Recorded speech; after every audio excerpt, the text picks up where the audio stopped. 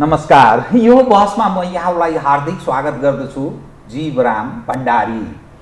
आज यहाँहरू सामुन्ने उपस्थित हुनुहुन्छ गङ्गा नारायण श्रेष्ठ अर्थात् गङ्गा श्रेष्ठ भनेर उहाँलाई मानिसले धेरैले चिन्दछन्, बुझ्दछन्। उहाँ जसपा नेपालका पूर्व महासचिव, जसपा नेपालका हाल नेता हुनुहुन्छ। उहाँसँग आज म समसामयिक विषय उठान गर्ने प्रयत्न गर्नेछु। जसपा नेपाल यतिखेर अप्ठ्यारो स्थितिमा छ। आम सञ्चार माध्यममै आए अनुसार यो ठ्याक्कै फुटको सङ्घारमा छ भनिन्छ। त आज गङ्गा श्रेष्ठसँग म उहाँ पूर्व प्रधानमन्त्री तथा सोही पार्टीका अध्यक्ष, अर्का अध्यक्ष डाक्टर बाबुराम भट्टराई निकटको मानिनुहुन्छ। यसलाई उहाँले खण्डन गर्न चाहनुहुन्छ भने उहाँले भन्नुहोला, तर मैले बुझ्दा एउटा दर्शकलाई सहज होस् भनेर मैले अलिकति सहजीकरणको प्रयत्न गरेँ। त आज म उहाँसँग यही वरिपरि जसपा नेपालको अवस्था, समग्र राष्ट्रिय राजनीति, त्यो विगत र वर्तमान र भविष्यलाई समेत क्रमशः केलाउने प्रयत्न उहाँ मार्फत गराउनेछु। सर्वप्रथम म उहाँलाई स्वागत गर्छु। सर, स्वागत छ स्टुडियोमा। धन्यवाद। अब म सिधै कहाँ प्रवेश गरेँ भने हामीले अब बुझ्दा भलै यो त हाम्रो खेती धन्दा हो, तपाईहरुमा जति जति समस्या हुन्छ हाम्रो लागि उर्वर हराभरा केही न केही नयाँ आयो भने दर्शकलाई पनि यसो नयाँ चीज देखाउन पाइन्छ। पार्टी फुट्ने भयो नि त। अब जसपा नेपाल अलग अलग हुन् त, उपेन्द्रजीहरू र तपाईहरु बीच मतभेद भयो। अब फुटको ठ्याक्कै स्थितिमा प्रवेश गर्यो, यसरी बुझौं। यसलाई ठ्याक्कै फुट्ने भयो भनेरै घोषणा पनि नगरौँ। कति दिनसम्म अब पार्टीभित्र बहस छ। त्यो बहसले एउटा सकारात्मक निष्कर्ष निकाल्न सफल भयो भने पार्टी अझ एकताबद्ध हुने सम्भावना पनि त्यत्तिकै छ। र त्यो बहसले सकारात्मक एउटा परिणाम निकाल्न सकेन भने पार्टी भनेको त विचारले बाँधिएर बस्ने कुरा हो। समस्या के छ? तपाईहरु के चाहनुहुन्छ? उपेन्द्रजीसँग तपाईहरुको मूल समस्या के, कन्फ्रन्टेसन के कारणले सकिएन भयो? यो चाहिँ हामीले त बुदागत रूपमा नै यो कुरा पहिलादेखि बहसमै ल्याइराखेका छौँ। खास तीनटा कुरा हो कि। पहिलो कुरा भनेको उपेन्द्रजीसँग सोचमा नै हाम्रो अलिकति फरक पर्यो। त्यो सोचको फरक भनेको कहाँनिर हो भन्नु होला भने हामी राष्ट्रिय चरित्रको पार्टी निर्माण गर्न चाहन्छौँ। राष्ट्रिय पार्टी मात्रै होइन क्या, राष्ट्रिय चरित्रको र राष्ट्रिय पार्टी पनि समग्रमा। अब राष्ट्रिय पार्टी त अहिलेको संविधानमा थ्रेसहोल्ड काटे पछाडि राष्ट्रिय पार्टी भइगयो, विधान त होइन, त्यो त अब भइहाल्यो। तर त्यति मात्रै होइन हामीले खोजेको। जस्तो समाज छ त्यस्तै पार्टी बनाउनु पर्छ भन्ने हो क्या हाम्रो। त्यसो गर्दाखेरि हिमाल, पहाड, तराई, मधेस, त्यो भूगोलमा बस्ने जाति, क्षेत्र, लिङ्ग, वर्ग सबैको समुदायको अपनत्व रहने, समावेशी समानुपातिक प्रतिनिधित्व रहने त्यस्तो एउटा राष्ट्रिय चरित्रको पार्टी हामीले निर्माण गर्न खोजेको हो। तर उपेन्द्रजीको यहाँसम्म आउँदाखेरि के देखियो भनेदेखि अलि बढी उहाँ क्षेत्रीयतावादतिर, अलि जातिवादै त म भन्दिनँ अहिले, होइन, अलिकति बढी अब मधेसतिर नै उहाँ चाहिँ रमाउने, होइन, त्यतातिर नै उहाँलाई अलिकति आनन्दानुभूति हुने, यो खालको चाहिँ देखियो। एउटा हाम्रो डिफर त्यहाँनिर हो। दोस्रो कुरा भनेको नेतृत्व प्रणाली हो। उपेन्द्रजी एकल नेतृत्वमा विश्वास गर्नुहुन्छ, होइन। हामी समावेशी सामूहिक नेतृत्व प्रणालीको विकास गरौँ भनेर भनेका छौँ। हाम्रो अन्तर त्यहाँनिर हो। जस्तो सामूहिक कलेक्टिभ लिडरसिप त जुनसुकै पार्टीमा पनि भन्छन्, त्यो भलै लागु कति होला नहोला, प्र्याक्टिसमा कसले कति गरेको होला नहोला, त्यो अलग कुरा हो। तर भन्दाखेरि सामूहिक नेतृत्व भनिन्छ। हामीले चाहिँ त्योभन्दा पनि एक स्टेप अगाडि बढेर सामूहिक नेतृत्वले मात्रै पनि हुँदैन हाम्रो जस्तो देशमा। त्यसको लागि चाहिँ समावेशी सामूहिक नेतृत्व, त्यो प्रणाली चाहिँ अब सङ्घीय परिषदको अध्यक्ष त डाक्टर बाबुराम भट्टराईलाई प्राप्त छ नि, होइन, राष्ट्रिय सङ्घीय परिषद भन्छ त्यसको। त्यसको के विधानले कुनै अधिकार दिएको छैन? अनि विधानले कार्यकारी अधिकार सङ्घीय परिषदले दिएको छैन। भनेपछि उहाँलाई मात्रै दियो। त्यो हाम्रो विधानमा उपेन्द्रजीले मात्रै प्रयोग गर्नुभयो अधिकारको। जस्तो हाम्रो विधानमा दुईटा अध्यक्षको व्यवस्था छ। पहिला जसपाबाट लोसपा अलग हुनुभन्दा अगाडि महन्त ठाकुरजी र उपेन्द्र यादवजी दुईजना हाम्रो पार्टीको केन्द्रीय समितिको कार्यकारी अध्यक्षहरू हुनुहुन्थ्यो। अब जसपाबाट अलग भएर ठाकुरजीले लोसपा गठन गरिसक्नु भएपछि त्यो एउटा अध्यक्ष पद आज पनि खाली नै छ, आज पनि खाली नै छ। र यो बिचमा हामीले अलिकति उपेन्द्रजीसँग भनेको कुरा या पार्टीभित्र हामीले बहस गरेको कुरा, महाधिवेशनपछि चाहिँ कम्प्लिटली समावेशी सामूहिक नेतृत्व प्रणालीमा जाउँ। महाधिवेशनसम्म अहिले एउटा जो खाली भएको अध्यक्ष छ त्यो खाली भएको अध्यक्षमा हामीले एउटा क्लस्टरबाट अध्यक्ष चाहिँ त्यहाँनिर राखौँ र यता सङ्घीय परिषदको अध्यक्षमा डाक्टर बाबुराम भट्टराई हुनुहुन्छ, भइहाल्नु भएको छ। अब हामीले भनेको चाहिँ यो, अब उहाँको चाहिँ कन्सेप्ट के भयो भनेदेखि यो बहुअध्यक्षात्मक प्रणाली हुने बित्तिकै त बहुकेन्द्र हुन्छ। बहुकेन्द्र भइसके पछाडि त पार्टीले त सम्हाल्नै सकिन्न। उहाँको लजिक यो हो कि, र उहाँले कतिपय पार्टीहरूमा जुन प्रयत्नहरू भए बहुअध्यक्षात्मक प्रणालीको त्यो त सफलता देखिएन। नेकपामा पनि त्यो देखियो, भलै एकदमै आफूलाई वैकल्पिक भन्ने विवेकशील साझामा पनि त्यो देखियो, हाम्रै पार्टीमा पनि त्यो देखियो। त्यस कारणले गर्दाखेरि यो असफल प्रणाली हो, यो असफल प्रणालीको पुनरावृत्ति गर्नु हुँदैन भन्ने अडान उहाँको रह्यो। र हामीले चाहिँ के भनेको भने वास्तवमा बहुअध्यक्षात्मक प्रणाली नेपालको सन्दर्भमा व्यक्ति व्यवस्थापन गर्ने दृष्टिकोणबाट मात्रै लागू भएको हो। हामीले भन्दै गरेको अहिलेको जो समावेशी सामूहिक नेतृत्व प्रणालीको कुरा छ त्यो त नेपालको सन्दर्भमा आजसम्म कुनै पनि पार्टीले लागू गरेको छैन। त्यो प्रणालीको विकासै भएको छैन। जस्तो हिजो नेकपाभित्र केपी ओली र प्रचण्ड उहाँहरू दुईजना अध्यक्ष हुनुभयो। त्यो दुईजना अध्यक्ष हेर्दाखेरि त बहुअध्यक्षात्मक प्रणाली त भयो, तर के समावेशी सामूहिक नेतृत्व प्रणाली अन्तर्गतको उहाँहरूले त्यो प्रणालीमा दुईटा अध्यक्ष बनाउनु भएको हो त भन्दाखेरि होइन। पुरुष पुरुष हुनुहुन्छ, एकल जातीय चाहिँ ऊबाट हुनुहुन्छ फेरि, होइन। र चाहिँ त्यो खास गरिकन दुईटा पार्टीका अध्यक्षहरूलाई व्यवस्थापन गर्नको निम्ति गरिएको। हाम्रै पार्टीभित्र पनि महन्त ठाकुरजी र उपेन्द्र यादवजीको व्यक्ति व्यवस्थापन या हिजोको पार्टीको एउटा नेतृत्वको हिसाबले उहाँहरूको व्यवस्थापन गर्न गरिएको। तर हामीले भनेको समावेशी सामूहिक नेतृत्व प्रणाली यस्तो हो कि समाज जस्तो छ त्यस्तो भनेर भने नि। हाम्रो देशमा 125 जात जातिहरू 123 भाषाभाषीहरू छन्। त्यसलाई हामीले मोटामोटी क्लस्टर वाइज गर्दाखेरि 3टा क्लस्टर, होइन। त्यसमा चाहिँ अब कतिवटा क्लस्टर बनाउने भन्ने बहस त छ, होइन। 3टा क्लस्टर भनेको एउटा आदिवासी जनजातिहरूको, एउटा मधेसीहरूको, अर्को भनेको आर्य खसहरूको अर्थात् खसारीहरूको, होइन। अब 3 क्लस्टर उनीहरूको जातीय जनसङ्ख्यिक एउटा विवरण हेर्ने हो भनेदेखि करिब करिब बराबरी छ क्या। त्यसो भएको हिसाबले कम्तीमा पनि सुरुमा यी 3टा क्लस्टरबाट 3टा कार्यकारी अध्यक्ष बनाएर अधिकार चाहिँ अवधि प्रत्यायोजन गरेर जाउँ। त्यो चाहिँ के हो त भने समावेशी सामूहिक नेतृत्व प्रणालीको आरम्भ बिन्दु हो। त्यो अन्त्य होइन, आरम्भ बिन्दु हो। त्यसमा भोलि दलितको कुरा, महिलाको कुरा, त्यस पछाडि गएर अब अरू थुप्रैको कुराहरू हुन्छन् नि, ती सबैलाई नै तपाईँको समेट्दै लैजाने त्यस्तो एउटा समावेशी एउटा सामूहिक नेतृत्व प्रणालीको विकास गरौँ भन्ने हाम्रो कुरा। यसमा चाहिँ हाम्रो आधारभूत रूप पनि डिफर भयो। उपेन्द्रजीसँग कुरा मिलेन। उहाँ सच्चिने सम्भावना तपाईँहरूले देख्नु भएन, अब देखिँदैन। खै अझै पनि हामी बहसमा छौँ, होइन। मान्छे हो, सच्चिन या चाहिँ रूपान्तरण हुनसक्छ, हामी बहसमा छौँ क्या अहिले पनि। त्यो भएको हुनाले यो पार्टी फुट आदि इत्यादि, यो फुट भन्ने शब्दै अप्रिय लाग्छ क्या। म चाहिँ तपाईँको कुनै बेला मसाल पार्टीमा थिएँ, त्यो पनि मोहन विक्रमजीको मसाल पार्टी।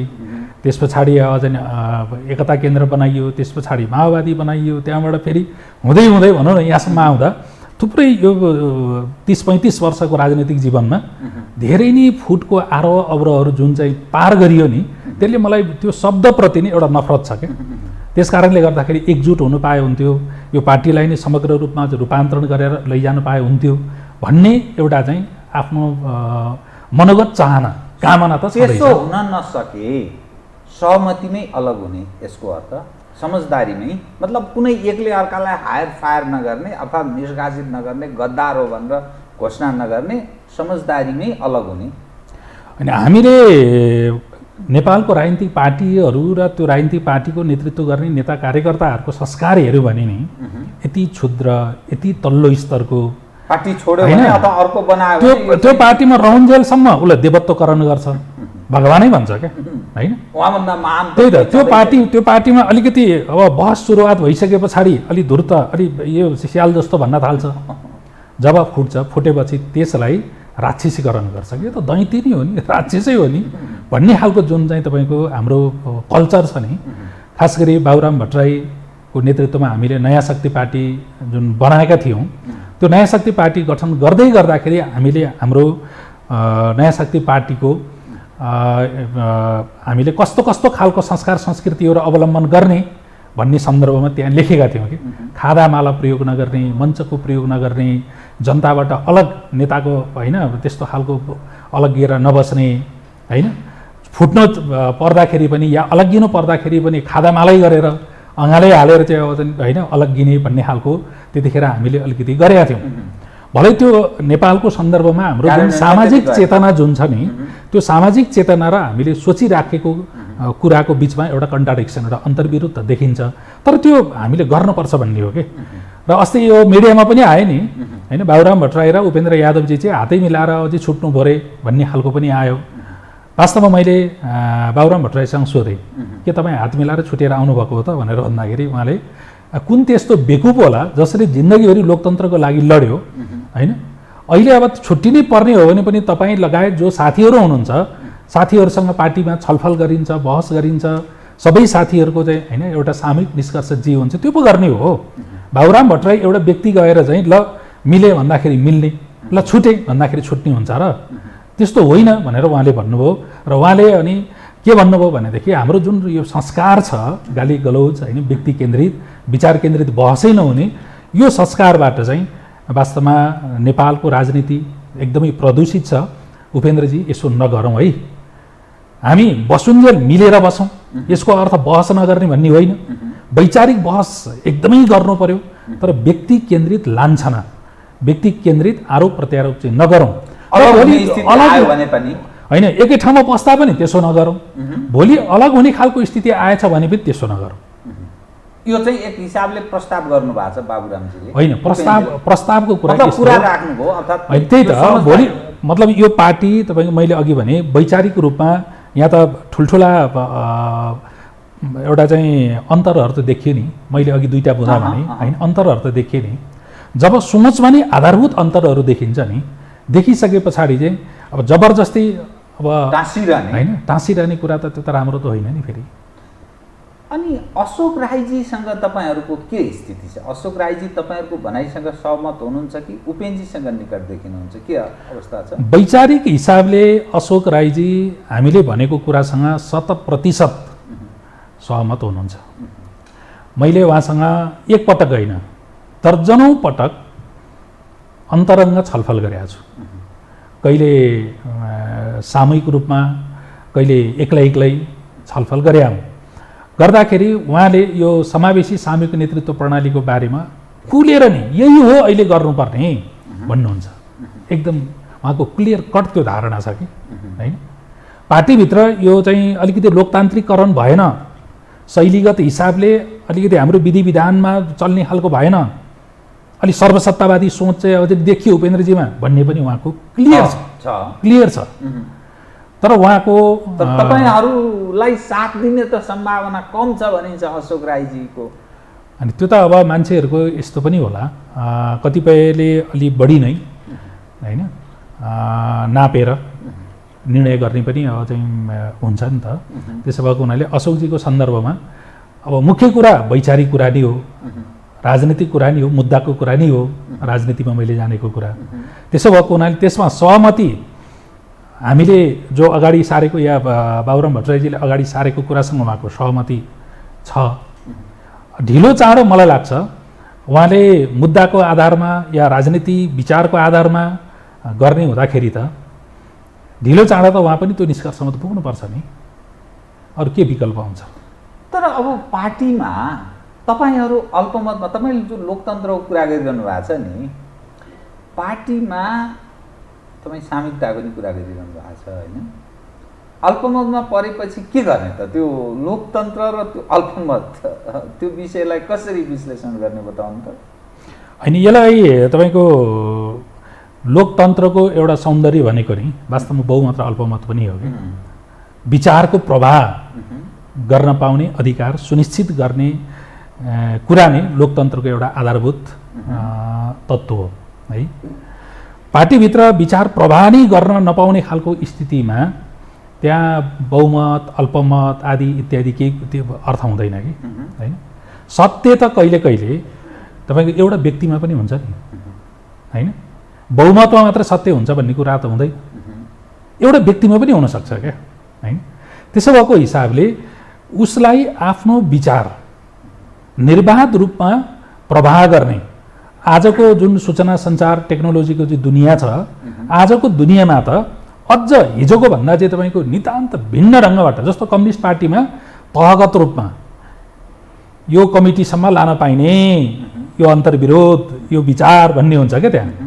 अनि गर्दै गर्दै गर्दै गर्दै तपाईँले 5 वर्ष अगाडि उठाउनु भएको मुद्दा चाहिँ 5 वर्षपछि बल्ल तल सदस्यको तहमा पुग्न पाउने खालको चाहिँ आयोजन हुन्थ्यो कि हिजो परम्पराको कुरा गर्दाखेरि। म आफैले पनि त्यो पार्टीहरूमा बेहोरेर आएको हुँ र आज त त्यो अवस्था त छैन। यहाँ त तपाईँको 1 मिनटमा चाहिँ करोडौँको कानमा चाहिँ अझै परिसकेको हुन्छ, नजरमा परिसकेको हुन्छ। त्यो भएको हुनाले यो कुरालाई पनि ख्याल गर्दै आजको विकसित र परिवर्तित जुन दुनियाँ छ त्यसलाई पनि ख्याल गर्दै व्यक्तिको विचार प्रवाह समूहको विचार प्रवाह गर्न दिनुपर्छ र हाम्रो पार्टीभित्र विचार प्रवाहकै हिसाबले रोक लगाएको छैन। त्यो कुरा म चाहिँ एकदम प्रष्ट ढङ्गले राख्न चाहन्छु। विचार प्रवाह त गरियो, त्यो विचार प्रवाह गरिसके पछाडि त्यो विचार प्रवाह सत्य छ भनेदेखि त्यसलाई वास्तवमा असत्यको बाटोमा हिँडेकाहरू गलत बाटोमा हिँडेकाहरूले आफूलाई रूपान्तरण गरिकन त्यो मूल बाटोमा त आउनु पर्यो नि त होइन। त्यसमा चाहिँ मेरो सङ्ख्या चाहिँ यति छ ल भन्ने खालको त्यो केही समयको लागि त्यो पनि हो, केही समयको लागि त्यो पनि गर्न सकिन्छ। जस्तै हामीले उठाएको कुरा त यो त आजको मात्रै कुरा त होइन, यो त लगातार हिजो पार्टी एकता हुँदादेखि हाम्रो यो चाहिँ प्रस्तावको कुरा हो कि। पार्टी एकता हुँदादेखि नै हो हामीले समावेशी सामूहिक नेतृत्व प्रणालीको कुरा गर्दै जुन कार्यान्वयन उपेन्द्रजीले गर्नु हो। अब विधानको त्यही त विधान अधिवेशन असारको 1-2 गते गर्ने भन्ने थियो। विधान अधिवेशन किन रोकियो आजको मितिसम्म हामीलाई कुनै जानकारी पनि छैन। महाधिवेशन विधान अधिवेशन भएको 6 महिनाभित्रमा गर्ने भन्ने थियो। त्यो महाधिवेशनको म पनि आज उच्चारण भइराखेको छैन र उहाँलाई सजिलो पर्दाखेरि उहाँले बैठक बोलाउनुहुन्छ, अप्ठ्यारो पर्दाखेरि उहाँले आफ्ना गुटका मान्छेहरू मात्रै आवाज बोलाएर बैठक भन्नुहुन्छ, निर्णय भयो भनेर भन्नुहुन्छ, अर्को पक्षलाई थाहा हुँदैन होइन। त्यो त लोकतन्त्र भएन नि त। तथापि अल्पमतमा चाहिँ तपाईँहरू हुनुहुन्छ होइन। त्यो अहिलेको जुन संरचना छ अल्पमत र बहुमत यस्तो हो। हामीले तपाईँको अहिले गणितको हिसाबले ल हात उठाउनुहोस् ल भोटिङ चाहिँ गरौँ भनेर त गरे त छैनौँ नि होइन। त्यो नगरेको सन्दर्भमा को अल्पमत को बहुमत भनेर भन्ने क्या। त्यो पछिका दिनमा तपाईँलाई मैले अलिकति हेर्ने भन्छ नि एउटा पूर्वतिर हो तपाईँ आइदियो, तपाईँ पूर्वेली पूर्वतिर हो, हेर्ने या खिपेर सोध्ने भन्छ नि, खिपेरै म भन्नु पऱ्यो। उपेन्द्रजीको सुनिन्छ जो केही मन्त्रीहरू जसपा नेपालका जानुभएको छ, सरकारमा सामेल हुनुहुन्छ, ती मन्त्रीहरू केहीलाई फिर्ता बोलाउने र आफ्नो अनुकूलको अवस्था उहाँ सिर्जना गर्ने कसरतमा हुनुहुन्छ। तपाईँहरू चाहिँ अब अन्तिम निष्कर्षमा तपाईँहरू पुगिसक्नुभयो, कसरी अलग हुने र के गर्ने भन्ने यति घोषणा हुन मात्रै बाँकी छ, अरू सब चिज सकिसक्यो भन्छन्। यो दर्शकको चाहना के छ भने के भइरहेको छ जसपा नेपालभित्र, किनभने यो एउटा राष्ट्रिय रूपमा स्थापित भइसक्यो पार्टी भएको हुनाले यो आम मानिसले यो चासो राख्नु अहिलेको प्रजातान्त्रिक लोकतान्त्रिक युगमा स्वाभाविक हो। त के भइरहेको छ भन्ने चाहिँ एउटा अहम प्रश्न हो कि, त्यसैले मैले यो प्रष्ट आओस् तपाईँको भन्न खोजेँ होइन। मन्त्रीहरूको विषयमा जुन बेलामा यो गठबन्धनको सरकारमा हाम्रो जसपा पार्टीबाट 4 जना साथीहरू मन्त्री परिषदमा जानुभयो, त्यतिखेर उपेन्द्रजीकै प्रस्ताव हो कि 6 महिनापछि तपाईँहरूलाई फिर्ता बोलाइनेछ 4 जनालाई र नयाँ 4 जना साथीहरूलाई मन्त्री परिषदमा पठाइनेछ भनेर उहाँले संसदीय दलको बैठकमा पनि त्यो कुरो चाहिँ उहाँले प्रस्ताव गर्नुभयो, त्यसलाई पारित गरियो र पछि केन्द्रीय कार्यकारिणी समितिको बैठकमा पनि उहाँले त्यो प्रस्ताव गर्नुभयो, पारित भयो। अब औपचारिक रूपमा दुईवटा कमिटीमा क्या पार्टीको अध्यक्षले प्रस्ताव गरेर पारित भएको बुँदा या चाहिँ तपाईँको निर्णय लागू नहुँदाखेरि स्वाभाविक रूपमा त्यहाँ रहेका अरू जो सांसदहरू हुनुहुन्छ उहाँहरूले यो के हो भनेर प्रश्न त गर्ने भयो नि त। त्यो प्रश्न आज गरिरहेका छन्, प्रश्न गरिरहेका छन्। 6 महिना होइन, करिब 9 महिना हुन लाग्यो सरकार यो गठन भएको त होइन। र अहिले हामीलाई अलिकति उपेन्द्रजीसँग चाहिँ दुःख लागेको कुरा के पनि हो त भने ठ्याक्कै त्यही बिन्दुमा गएर क्या उहाँले सांसदहरूलाई तिमीलाई पनि मन्त्री, तिमीलाई पनि मन्त्री, तिमीलाई पनि मन्त्री, सबलाई मन्त्री भन्नुभएको छ क्या, बाँड्दै हिँड्नु भएको छ, सबैलाई आउँदैन मन्त्री भन्नुभएको छ। अनि ती साथीहरू बिचरा अध्यक्षले भनेपछि त होला नि त भन्दै फेरि उहाँहरू पनि पछि लागिराख्नु भएको छ होइन। यस्तो खालको तपाईँको पोलिटिक्स यो होइन के हामीले खोजेको त एउटा वैकल्पिक पोलिटिक्स थियो नि, उन्नत संस्कार भएको चाहिँ पोलिटिक्स हो नि हामीले खोजेको त, गर्न खोजेको राजनीति त्यो हो। तर हिजोको जस्तै उही पुरानो सबलाई चाहिँ तपाईँको आश्वासन बाँड्ने होइन गर्ने पछि लाउने त्यो त राम्रो भएन हेर्नुहोस्। एउटा यो कुरा। दोस्रो कुरा चाहिँ यहाँले भन्नु भने समाजवादी चरित्र पनि भएन, किनभने पार्टी चाहिँ जनता भएन, त्यो पार्टीको त्यो ऊ पनि भएन, चरित्र भएन हैन। त्यो कुरा त एकदम क्लियर छ, दिनको घाम चाहिँ छ, चर्लङ्गै छ। तपाईँ के भन्न खोज्दै हुनुहुन्छ? होइन, यहाँले जो उपेन्द्रजी यता मन्त्री हेरफेरतिर चाहिँ अब अलिकति केन्द्रित हुनुभएको होइन, तपाईँहरू चाहिँ फेरि पार्टी ठ्याक्कै विखण्डनतिर चाहिँ केन्द्रित भएको भन्ने खालको जो कुरा चाहिँ यहाँले गर्नुभयो।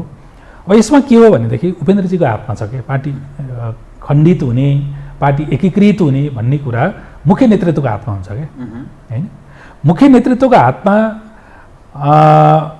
जो अधिकार छ नि त्यो अधिकार पार्टी निर्माणको निम्ति, पार्टीलाई एकताबद्ध बनाउनको निम्ति उहाँले प्रयोग गर्नुभयो, त्यो पार्टी एकताबद्ध रहन्छ होइन। यो कति अब हैरान यो बहस छलफल आदि इत्यादिलाई चाहिँ अब छोडिदिउँ भन्नेतिर उहाँ जानुभयो भनेदेखि पार्टी तपाईँको दुर्घटनामा पनि पर्न सक्छ। यदि त्यस्तो दुर्घटनामा पर्यो भने त्यसको जिम्मेवारी उपेन्द्रजीले लिनुपर्छ कि। जस्तो अहिले म यहाँलाई एउटा के चाहिँ म निवेदन गरौँ भने अस्ति यो असारको 11 गते केन्द्रीय कार्यकारिणी समितिको नितान्त औपचारिक के अरे अनौपचारिक विमर्श भनेर उहाँले बोलाउनु भयो। म पनि त्यो विमर्शमा सहभागी भएको थिएँ होइन।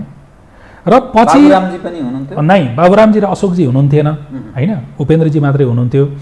त्यो विमर्शमा साथीहरूले आफ्ना चाहिँ होइन धारणाहरू राख्नुभयो र राखिसकेपछि त्यहाँ कुनै एउटा निष्कर्ष निस्किएन र चाहिँ अर्कोचोटि बसेर गर्ने भन्ने भयो। उहाँहरूले 13 गते राति या चाहिँ साँझमा फेरि बोलाउनु भएछ र त्यो एकलौटी मात्रै बोलाउनु भयो क्या।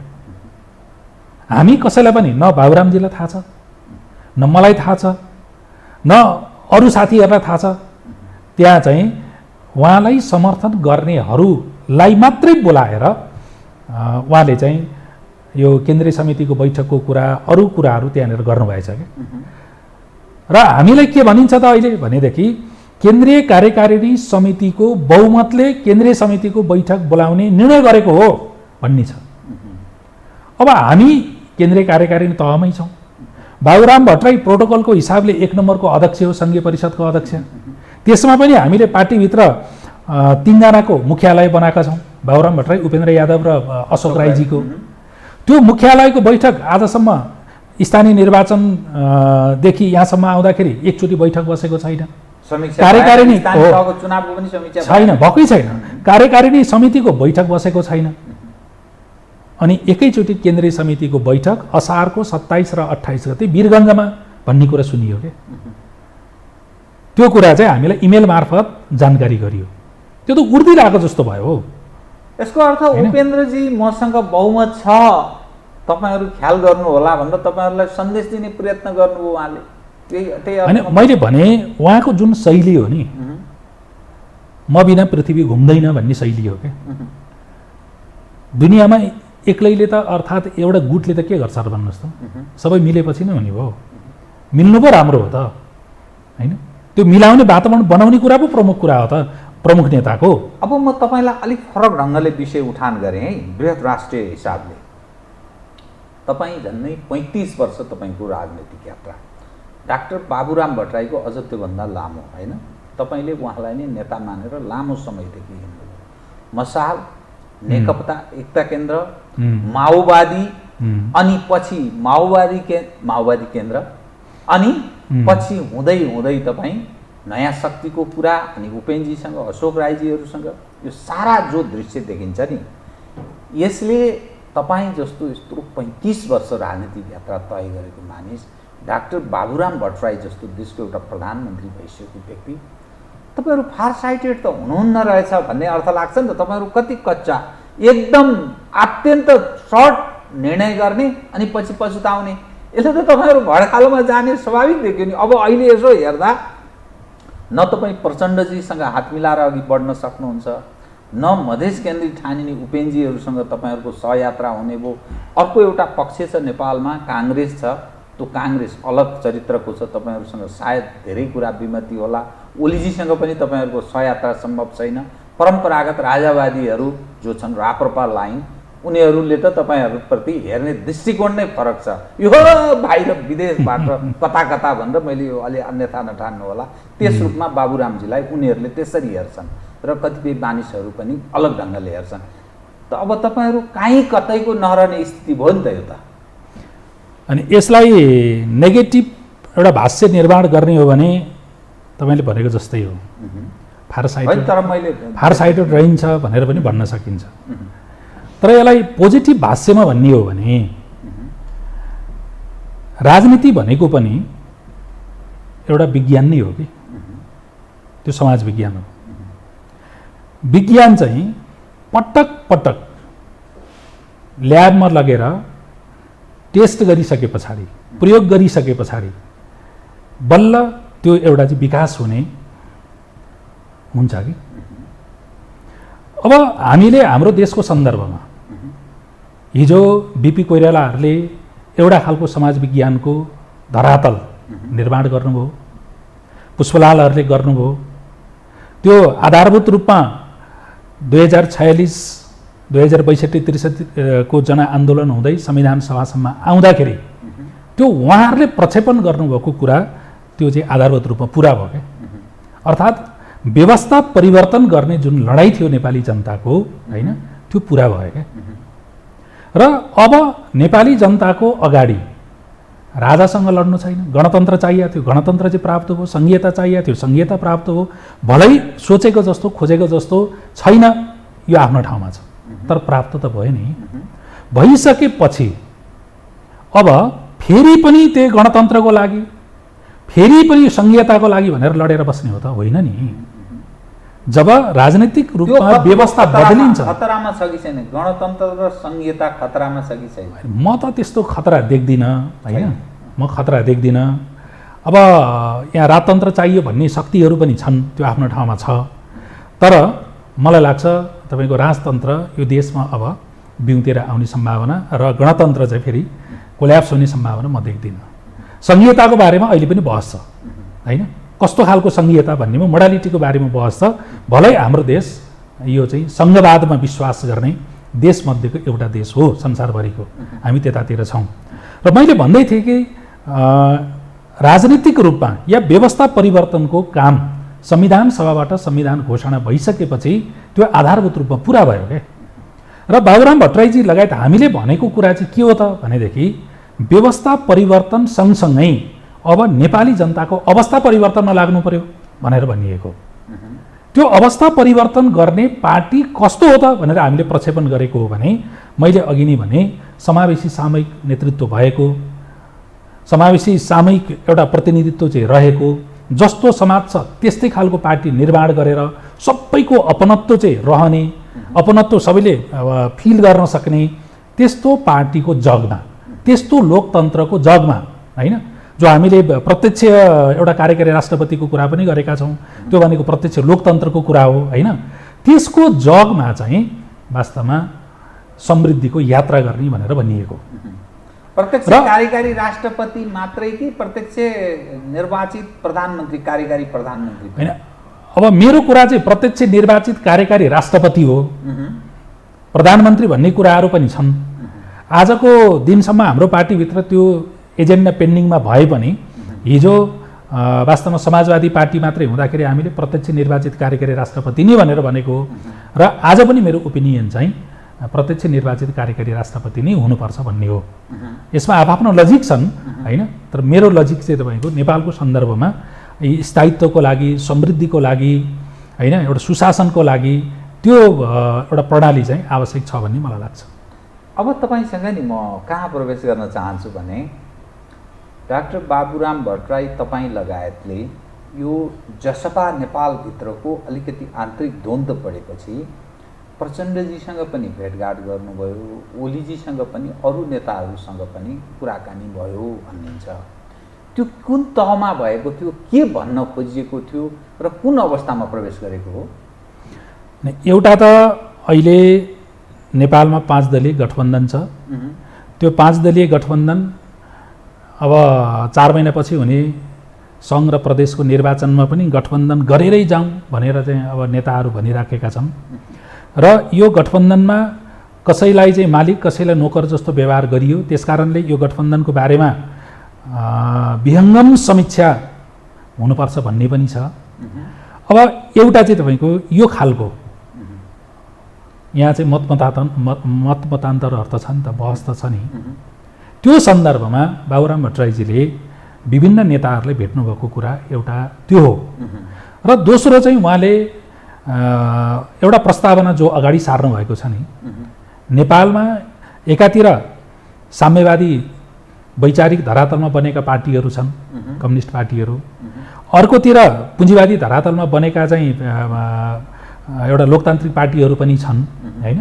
भने यी दुईटै पार्टी अर्थात् यी दुईटै वैचारिक धरातलमा अहिले जो नेपालमा पार्टीहरू छन् उनीहरूको एउटा लिमिटेसन चाहिँ अब चाहिँ देखियो। त्यसो भएको हुनाले वैचारिक रूपमा नै नेपालमा अब एउटा नयाँ उन्नत खालको विचार चाहिँ हामीले निर्माण गर्नुपर्छ र त्यो विचार चाहिँ समाजवाद हो। प्रचण्डजीलाई पनि प्रस्ताव गर्नुभयो रे हो, तपाईँ अब सोशलिस्ट पार्टीको रूपमा रूपान्तरित हुनुहोस्, अर्थात् तपाईँ नेतृत्व गर्ने गर्नुहोस्, त्यसो हुँदा तपाईँ र म बीच एकता हुन सक्छ, मिलेर जान सकिन्छ भनेर प्रचण्डजीलाई प्रस्ताव गर्नुभयो बाबुरामजीले हो। अनि प्रस्ताव भन्दा पनि उहाँले त यो कुरा त खुल्ला खुल्लै बोलिराख्नु भएको छ, लेखिराख्नु भएको छ होइन, आफ्नो विचार उहाँले प्रवाह गरिराख्नु भएको छ। अर्थात् अब साम्यवादीहरूको भविष्य छैन यो देशमा र पुँजीवादको एडभोकेसी गर्नेहरू उनीहरूको पनि भविष्य छैन, यसको अर्थ त्यसरी बुझ्ने होइन। भविष्य छैन भनेर यसलाई भन्नुभन्दा पनि असफल होइन, साम्यवादी विचार पनि समाजको एउटा ऐतिहासिक आवश्यकतामा जन्मिएको विचार हो है। र यो क्यापिटलिजम पनि चाहिँ तपाईँको एउटा समाजको ऐतिहासिक आवश्यकताबाट जन्मिएको विचार हो। त्यो विचार जन्मिएको जस्तो पुँजीवादी विचार जन्मिएको करिब करिब चाहिँ 300-400 वर्ष नै अब चाहिँ भइसक्यो। साम्यवादी विचार जन्मिएको पनि झन्डै 200 वर्ष चाहिँ अब चाहिँ पुग्न लागिसक्यो होइन। भने समाज तीव्रतम ढङ्गबाट अगाडि बढिराखेको छ, रूपान्तरित भइराखेको छ र ती विचार बोक्ने पार्टीहरूले समयानुकूल आफूलाई वैचारिक रूपमा परिमार्जन गर्न सकेनन् भनेदेखि ती त स्वाभाविक रूपमा ती त पछाडि छोडिन्छन् नि। तिनीहरूको औचित्य सान्दर्भिकता त अन्त्य हुन्छ नि। बाबुरामजीले या हामीले भन्नु खोजेको विषय चाहिँ यो हो।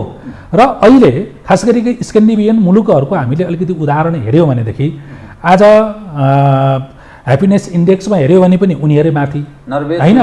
त्यही त त्यो एउटा चाहिँ तपाईँको नेपालको सन्दर्भमा एउटा मोडालिटी हुन्छ कि त्यसको कार्बन कपी गर्नुपर्छ होइन, तर त्यहाँबाट सिक्ने कुराहरू त धेरै हुन सक्छ नि त।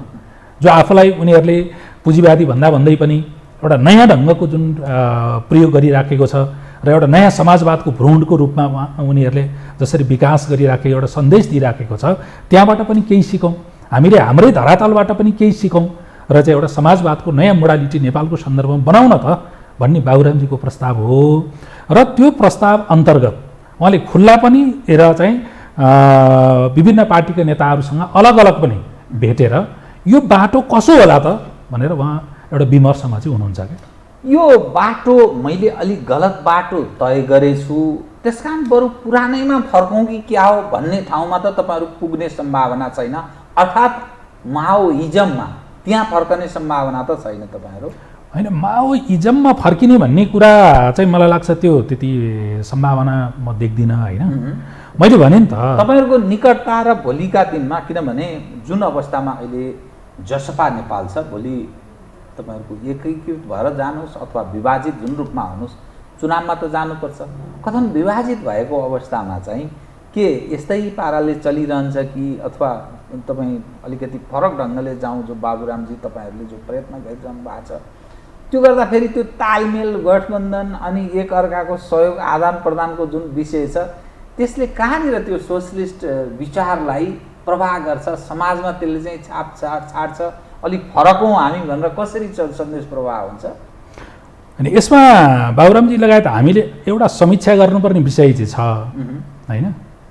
मैले आम दर्शकहरूको बिचमा यो कुरा लुकाउनु छैन कि जस्तो बाबुरामजी वैचारिक हिसाबले नेपालको सन्दर्भमा एउटा च्याम्पियन नै हो है। कतिपय मान्छेहरूले बिपी र पुष्पलाल पछि बाबुराम भनेर चाहिँ अब भन्छन् पनि होइन, त्यो अब होला नहोला तपाईँको अलिकति अब चाहिँ पर्खनु पर्ला। खैर जे होस्, एउटा ब्रान्ड उहाँले आफ्नो स्थापित गर्दै आउनुभएको छ। तर पार्टी भन्ने बित्तिकै एउटा मात्रै कम्पोनेन्टले पार्टी त चल्दैन, विचारले मात्र त चल्दैन। विचार चाहियो, त्यसको एउटा दार्शनिक धरातल त हुनु पऱ्यो नि होइन। त्यो सँगसँगै तपाईँको त्यसलाई अगाडि बढाउने सङ्गठनात्मक शक्ति चाहियो। त्यो सङ्गठनात्मक शक्तिले ठिक ढङ्गले नेतृत्व गर्ने, ड्राइभ गर्ने नेतृत्व चाहियो। त्यो अनुसारको चाहिँ कार्यक्रमहरू चाहियो, त्यो अनुसारको संस्कार संस्कृति चाहियो। यी 4-5वटा कम्पोनेन्ट मिलेर एउटा चाहिँ पार्टी हुन्छ क्या, एउटा विचारधारा बन्छ राजनीतिमा होइन। अब उहाँ वैचारिक हिसाबले जति च्याम्पियन हुनुहुन्छ, अर्गनाइजेसनको तहबाट हेर्दा, लिडरसिपको तहबाट हेर्दा उहाँमा केही लिमिटेसनहरू छन्। यो कुरा हामीले लुकाउन जरुरी छैन क्या। त्यो भएको हिसाबले यहाँले भन्नुभयो नि, जस्तो चाहिँ वैचारिक हिसाबले अहिले पनि उहाँ विमर्श गरिराख्नु भएको छ, सबै छ। तर त्यसले मात्रै, विचारले मात्रै संसार परिवर्तन त हुँदैन। हामीलाई चाहिएको त परिवर्तन हो होइन, परिवर्तन हो नि। त्यो भएको हुनाले कुन बेला कोसँग ट्याक्टिकल्ली होइन, प्र्याक्टिकल्ली मिलेर जाने हो या चाहिँ अब चाहिँ के गर्ने हो भन्ने विषयमा अलिकति बाबुरामजीले पनि समीक्षा गर्न जरुरी जस्तो लाग्छ मलाई। र हामी उहाँका मतलब चाहिँ दशकौँदेखि होइन जो चाहिँ सहयात्रा गरिराखेका छौँ, हामीले पनि अलिकति अब चाहिँ समीक्षा गर्नुपर्छ जस्तो लाग्छ। र ठ्याक्कै ठोसमा यहाँले जो जवाफ मसँग चाहिँ अझै चाहनु भएको छ, बाइ द वे यहाँबाट चाहिँ ल जसपा भन्ने पार्टी चाहिँ यताउता भयो भने, दुईवटा जसपा भयो भने तपाईँहरू जसपाकै अस्तित्व धानेर चाहिँ अब गर्नुहुन्छ कि अर्को केही गर्नुहुन्छ भन्ने खालको जुन तपाईँको अब एउटा उत्तर चाहिँ अब चाहिँ अब त्यो चाहनु भएको छ। मलाई के लाग्छ भनेदेखि त्यो विषयमा अहिले हामी निर्णय गर्न हतार नगरौँ भन्ने मेरो आफ्नो व्यक्तिगत कुरा छ। त्यसमा चाहिँ अब हामीले पहिलो कुरा त यो जसपालाई सुदृढ गर्ने, एकताबद्ध बनाउने, यसैलाई रूपान्तरण गर्ने हाम्रो यो मिसन छँदैछ। बाइ द वे भएन, एकदमै गाह्रो हो, विचारमा नै हाम्रो साह्रै नै अन्तर पर्यो भनेदेखि त्यतिखेर चाहिँ तपाईँको अलग हुने बाटो, स्वतन्त्रता पनि सबैलाई छँदैछ। त्यस पछाडिको सन्दर्भमा चुनाव पनि आइसक्यो नि त अब होइन।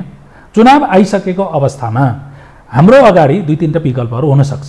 एउटा विकल्प हामी एक्लै चुनावमा जाने भन्ने पनि हुनसक्छ। दोस्रो विकल्प गठबन्धन अहिले जुन छ र अरू पनि गठबन्धनहरू बन्न सक्लान्, ती गठबन्धनमध्ये सबभन्दा भनौँ न उचित अर्थात् सबभन्दा त्यतिखेरको अवस्थामा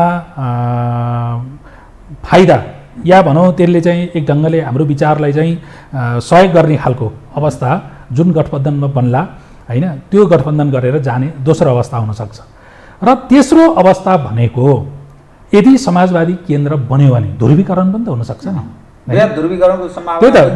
त्यो सम्भावना इन्कार गर्न मिल्दैन क्या। त्यो त मान्छेले अहिले गर्दैन भन्दाखेरि पनि समाजले यस्तो ठाउँमा पुर्याएर चाहिँ मान्छेलाई उभ्याउँछ नि, मान्छे चल्ने चटपटाउने ठाउँै हुँदैन क्या। गर्दिन भनेर के गर्ने, ऊ गर्न बाध्य हुन्छ कि होइन। ढिलो चाँडोको कुरा हो, म चाहिँ अब त्यो सम्भावना देख्छु। हिजो बाबुरामजीले संविधान सभाको कुरा गर्दै गर्दाखेरि बिपीले नसकेको, अरूले नसकेको यसले सक्छ भनेर भन्थ्यो पार्टीभित्र पनि होइन। त्यही कुरा गर्दाखेरि उहाँलाई चाहिँ अब कारबाही भयो पार्टीभित्र तत्कालीन माओवादीमा लाभाङ बैठक भनेर हामी जो चर्चित भन्छौँ, पछि अब तपाईँको फेरि चुनाङ बैठकमा आइसकेपछि त्यही कुरा पारित भयो नि त। देश त संविधान सभामय भयो, देशले दुईचोटि संविधान सभाको चुनाव गर्यो, संविधान सभाबाट संविधान पायो होइन।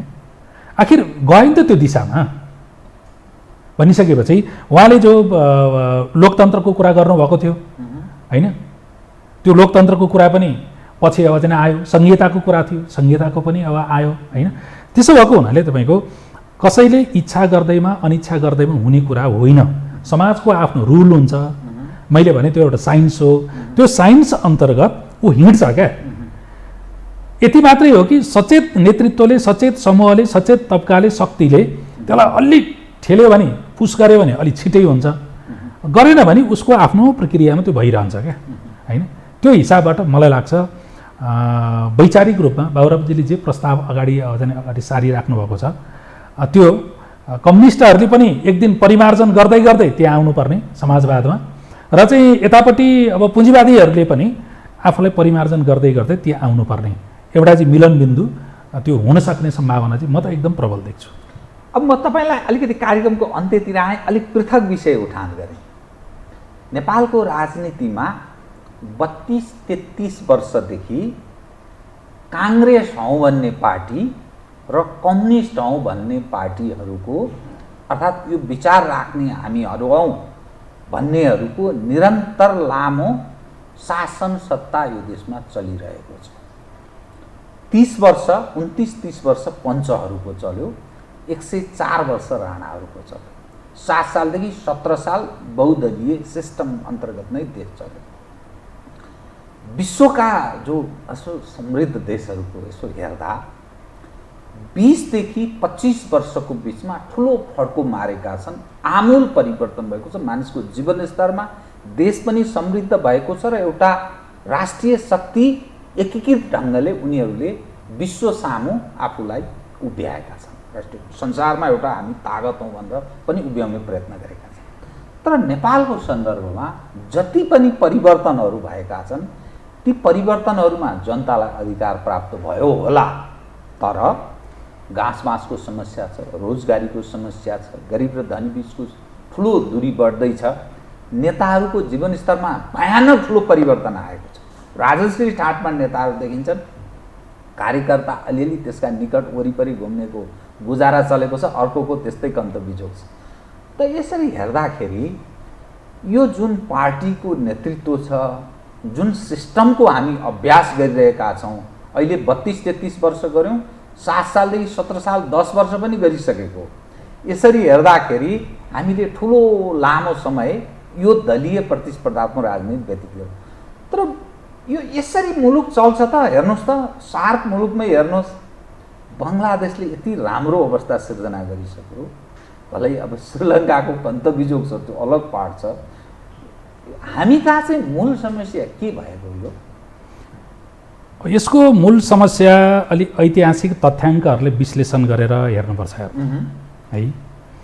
अब मेरो आफ्नो ज्ञानले, मेरो आफ्नो विश्लेषणले के भन्छ भन्नु होला भने, हाम्रो एउटा जो भू राजनीतिक फ्याक्टर छ नि, छिमेकी त हामी बदल्न सक्दैनौँ होइन, भू राजनीतिक फ्याक्टर जुन छ, तपाईँले खास गरिकन सुगौली सन्धिदेखि यताको मात्रै इतिहास हेर्नुभयो भने पनि त्यो फ्याक्टर नेपालको सन्दर्भमा निर्णायक फ्याक्टरको रूपमा देखिन्छ क्या है। त्यसले गर्दाखेरि नेपालमा जस्तो 7 सालमा क्रान्ति भयो नि, 36-37 सालमा चाहिँ जनमत सङ्ग्रह भयो, 27-28 सालमा चाहिँ हतियार उठाए होइन कुनै पार्टीले, पछि माओवादीले खास गरी नेपाल पृथ्वीनारायण शाह पछाडि एउटा सुव्यवस्थित ढङ्गले उसले हतियार उठायो, देशमा चाहिँ गणतन्त्र आयो होइन। यो सबै 52 सालको कुरा, जनयुद्ध भयो होइन। यो सबै कुरा अर्थात् यो सबै क्रान्ति, युद्ध, आन्दोलन अन्यथा नमान्नु होला, यो हलाल क्रान्ति भयो क्या, हलाल युद्ध भयो, हलाल युद्ध, यो छिनाल भएन क्या। तपाईँले रसाको हेर्नुहोस् न, 1917 मा होइन जो अक्टोबर क्रान्ति भयो है, त्यो अक्टोबर क्रान्ति चाहिँ तपाईँको एउटा छिनाल भएको थियो क्या। यता आउँदाखेरि 49मा चाइनामा चिनिया कम्युनिस्ट पार्टीको नेतृत्वमा माओजेदुङको नेतृत्वमा चाहिँ जो भयो त्यो पनि एउटा छिनाल क्रान्ति थियो क्या।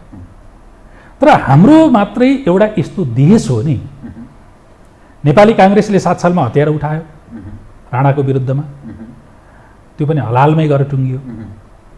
पछि माओवादीले हतियार उठायो, त्यो पनि हलालमै गएर टुङ्गिएको, छिनाल भएको होइन होइन। किनकि म आफै त्यसको चाहिँ एउटा चाहिँ प्रमाण हुँ, साक्षी हुँ होइन।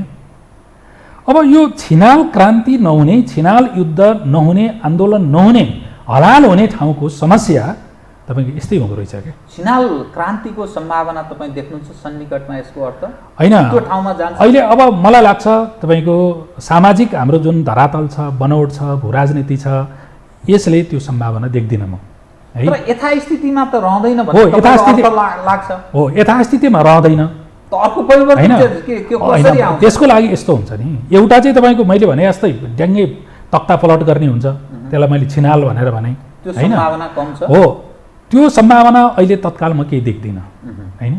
र अर्को चाहिँ अब के हो त भन्दाखेरि तपाईँको एकदम ग्रेजुअली जाने होइन, जे चाहिँ अब चाहिँ हामीले प्राप्त गरेका समय छौँ लाग्ने कुरा हो त्यो प्रतीक्षा। त्यस बेलासम्म मुलुकको अस्तित्व अनि यो त अलग ढङ्गले प्रश्न मानिस गरे। यसलाई एक ढङ्गको हाम्रो देशको सन्दर्भमा दुर्भाग्य नै भनौँ के गर्नुहुन्छ। दिल्ली सम्झौता 1950 को, त्यस पछाडि गएर अरू हामीले सबै हेरौँ न, हेर्दाखेरि होइन 12 बुँदे र त्यतिखेरको चाहिँ धेरै फरक हो है, धेरै फरक हो क्या। त्यो चाहिँ मैले तपाईँको इतिहासमा दिल्ली सम्झौता जे जसरी पढेँ बुझेको छु होइन। र चाहिँ 12 बुँदे त मेरो आफ्नै पार्टीले गरेको, आफ्नै आँखा अगाडि आफ्नै नेताले गरेको कुरा हो नि, बाहिरबाट आदि इत्यादि त्यस्तो होइन कि। त्यो बेला गिरिजाप्रसाद कोइराला स्वस्थ हुनुहुन्थ्यो भनेदेखि देशभित्रै हुन्थ्यो क्या। उहाँको अस्वस्थताले मात्रै हो चाहिँ देश बाहिर हुन पुग्यो। त्यसलाई चाहिँ तपाईँको अन्यथा अर्थ अहिले हाम्रो केही साथीहरू अर्थात् केही पार्टीको नेताहरू चाहिँ यताउता बाबुरामजीको नाम जोडेर भन्छन् नि, त्यो त भोलि अब चाहिँ प्रमाणित हुन्छ के हो भन्ने कुरा त। अब म ठिक कार्यक्रमको अन्त्यमा आएँ। एक मात्रै प्रश्न, तपाईँहरूको यो पार्टीको आन्तरिक अवस्थाको छिनोफानो हामीले यो वा त्यो कति दिनसम्ममा चाहिँ सुन्न पाइएला, यो चाहिँ बताइदिनु त। यो महिनाभरिमा छिनोफानो हुन्छ। अब केन्द्रीय समितिको बैठक उहाँले डाक्नु भएको भन्ने खबर आएछ। त्यो केन्द्रीय समितिको बैठकको बारेमा मैले व्यक्तिगत रूपमा सङ्घीय परिषद अध्यक्ष डाक्टर बाबुराम भट्टराईजीलाई तपाईँसँग सल्लाह गरेर हो कि होइन भन्दा उहाँले होइन भन्नुभयो। होइन भनेदेखि कम्तीमा तपाईँ सङ्घीय परिषदको अध्यक्ष हुनाको नाताले मुख्यालय छ, मुख्यालयको एउटा बैठक बोलाउनुहोस् र तपाईँले छलफल गर्नुहोस् भनेर हिजो मात्रै यो सुझाव पनि आयोजन गरिएको छ। र उहाँले अलग्गै फेरि एउटा बोलाउँदै हुनुहुन्छ होइन, त्यो मुख्यालयको होइन। त्यसको लागि चाहिँ उहाँले हिजो नै वरिष्ठ नेता अशोक राईजीलाई पनि सम्पर्क गर्नुभएको, हिजो नै केन्द्रीय समिति अध्यक्ष उपेन्द्र यादवजीलाई पनि सम्पर्क गर्नुभएको र सम्भवतः आज मुख्यालय 3 जनाको बैठक आज हुन्छ र चाहिँ त्यो केन्द्रीय समितिको बैठकले पार्टीलाई कुन मोड दिन्छ भन्ने कुरा आजको 3 जनाको मुख्यालयको बैठकले पनि एउटा सङ्केत गर्छ। त्यो भएको हुनाले केन्द्रीय समितिको भएन भने उपेन्द्रजीले होइन, त्यो त उहाँहरू बस्नुहुन्छ नि। आज मैले थाहा पाए अनुसार चाहिँ उहाँहरू पक्कापक्की बस्नुहुन्छ। बसिसके पछाडि मैले एउटा खालको सङ्केत, एउटा झलक त त्यहाँनिर आउँछ र त्यही आधारमा मैले आयोजन भनेको कुरा के हो भने केन्द्रीय समितिको बैठक यो महिनाको अन्त्यमा बोलाइएको छ नि, 27-28 भनेर भनिएको छ। छिनोफानो चाहिँ आयोजन हुन्छ। हस्, धन्यवाद। हस्, यहाँलाई पनि धन्यवाद। आदरणीय दर्शकवृन्द, उहाँ हुनुहुन्थ्यो गङ्गा नारायण श्रेष्ठ अर्थात् गङ्गा श्रेष्ठ, जसपा नेपालका नेता। समसामयिक विषयलाई केन्द्रमा राखेर गरिएको कुराकानी। म सहित मेरो सम्पूर्ण युनिटलाई कार्यक्रमबाट बिदा दिनुहोस् र यो टेलिभिजन हेर्दै रहनुहोला। नमस्कार।